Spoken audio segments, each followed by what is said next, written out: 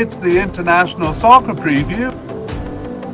We are Soccerphiles Canada. Welcome to Series 30, looking at the players of the 2025 Gold Cup. This episode is looking at the players of Curacao. Part 1, the candidates.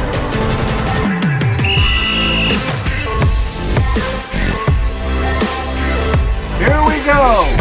So that brings us to the end of Section 2, and I'll look at the candidates for the squad, and we move to Section 3, and in doing so, welcome new listeners who are just listening to the short version of Part 1 on Curacao's players. So I'll speak to those people. In the full version, we introduce the candidates and their likelihood of making the final squad, and we gave a little bio information on the more likely candidates to make the squad. So if you are looking for more information on the players here, you can go to the full version. We've included a link to that in the show notes, and in that you'll also get the reasons for us putting them in the categories that we did. For those who have listened to that, it's a full version. This is a review summary. We're not concerning ourselves here with predicting starters, but we're going to do that in Part 2, as well as summarizing the position and who has been filling the position over the last little while. But we're going back here in to the beginning of Section 2 and the candidates. So we have manager Dick Advocat leading them through the tournament. For goalkeepers, we have a definite candidate in Eloy Room, and likely candidates, two of them, Trevor Dornsbush and Nino Fancito, and then we have a possible candidate in Tyrick Bodak. And let's go on to defenders. We did categorize one player as a versatile defender because he's been appearing in various positions in the defense over the period we were looking at, and that is Sherrell Floranis. He's coded as a right back, but has been playing in various positions there. We think he's a definite candidate. And then the central defenders, we have a definite candidate in Jurian Gary. He's actually coded as a right back, but been playing more as a centre back in this period. And he's definite, and likely candidate Roshan Van Eijma. And that's it. We only have two central defenders, so obviously it's out of position players really filling in the gaps there. Over in the left back position, we have no definite candidate, but a likely candidate in Jurij Carolina. He's coded as a central midfielder, but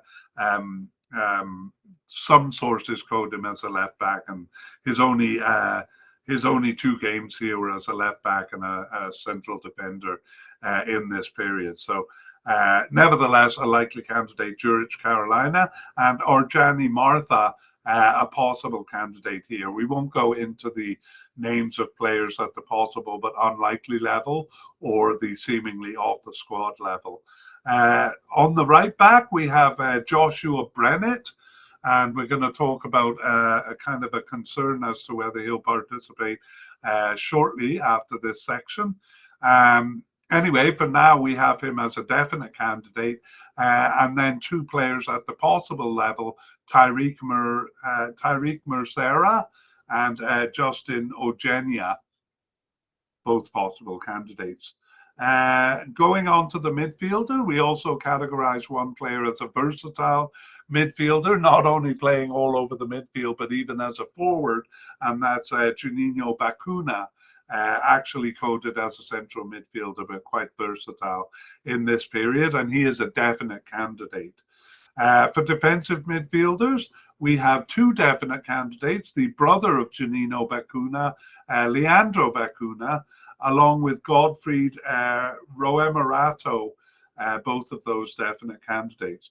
Likely candidate, two of them also, Kevin Valida and Livano Kamenencia. And also two possible candidates here, Nathan Markello and Shannon Carmelia. I will mention the possible but unlikely Vernon Anita, there because he's a big name for the team. But as I say, possible but unlikely for this tournament. Central midfielders, we have none at the definite or likely level, just one at the possible level, and that is Nicky Surin. Left and right midfielders, we have no candidates coded there. We did have one, but we've moved him to elsewhere, and I won't get into it. So we're ready to move on to attacking midfielders.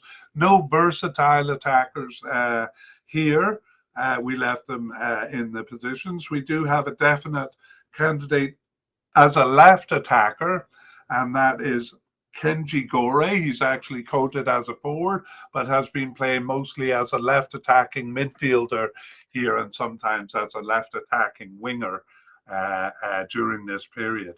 No candidates at the likely level for left attacker, but two possible candidates in Jeremy Antonis and Ravian Rosario. Moving over to the right attacking part of the field, actually players are playing in their coded positions here. Most sources code them as right wingers, but we see them as right attackers. A definite candidate in Jural Margaritha, and then two likely candidates in Brandley Kuas and Joshua Zimmerman, and also a possible candidate in Xander Severina. Players to choose from, at least in that part of the squad.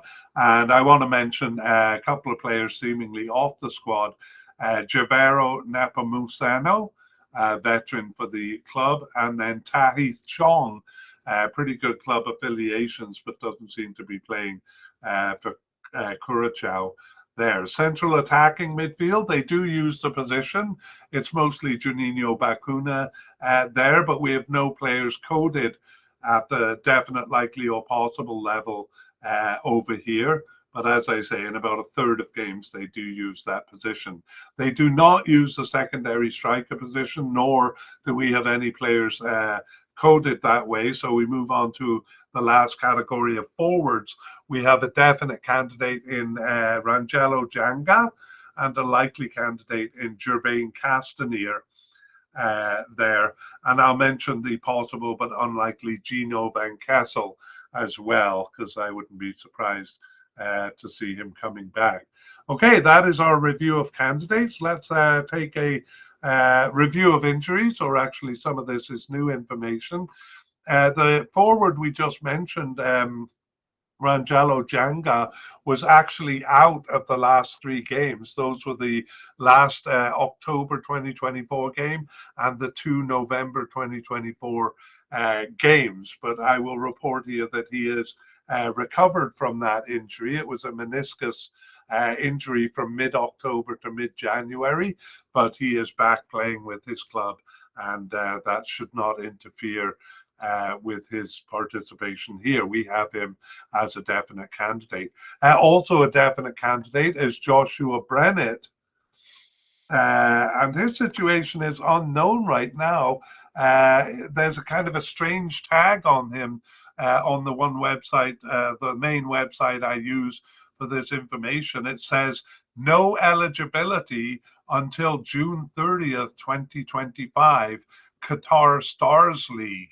He plays in Qatar for Al Rayyan, and so we're wondering if this is going to prevent him. We're going to look into that and give hopefully more clear information when we get to part 2.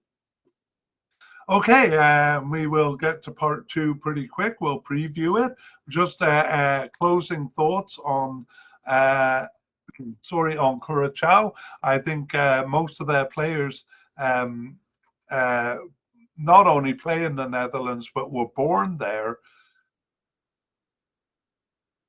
Excuse me, and as a result, they really just come over for important games. Curacao doesn't play a lot of friendlies. I don't think this matters much, because I think coming over and playing for the Gold Cup will be a good event for a lot of these players. So especially for the big teams, we're wondering if they're going to send their best.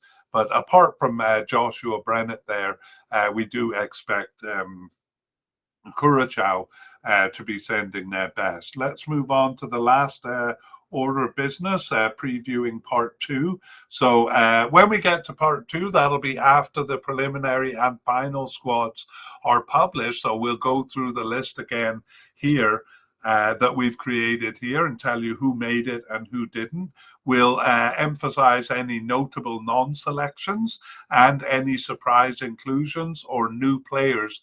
There's always a few of those. So if we didn't give bio information on, for example, a possible but unlikely candidate that ends up being selected, we'll do that in part 2 and let you know a bit about them.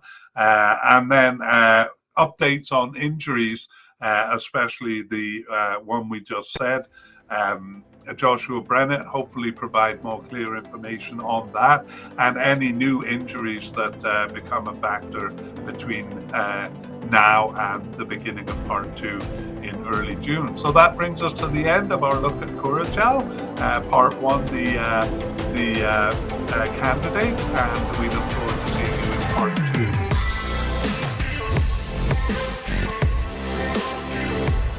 We would like to thank Future Bass for the wonderful music you hear in this podcast.